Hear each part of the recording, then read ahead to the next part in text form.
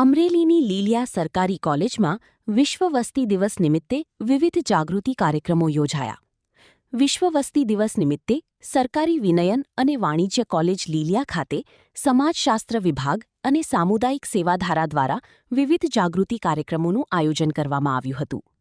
નિબંધ સ્પર્ધામાં વિકસિત ભારત માટે સંતુલિત વસ્તીનું મહત્વ, વિશ્વ વસ્તી દિવસનું મહત્વ અને વધતી વસ્તી, પડકારો અને ઉકેલો જેવા વિષયો પર વિદ્યાર્થીઓએ પોતાના વિચારો રજૂ કર્યા હતા. જ્યારે વક્તૃત્વ સ્પર્ધામાં વસ્તી વૃદ્ધિ અને કુદરતી સંસાધનો પર અસર, વસ્તી વૃદ્ધિ અને બેરોજગારી તથા મહિલા શિક્ષણ અને વસ્તી નિયંત્રણ જેવા સમકાલીન વિષયો પર અસરકારક રજૂઆતો કરવામાં આવી હતી. 2026-27 એડમિશન ચાલુ છે. ઓછા અભ્યાસે ઝડપી નોકરી મેળવવાની સુવર્ણ તક. સતત 9 વર્ષથી નંબર 1 સંસ્થા.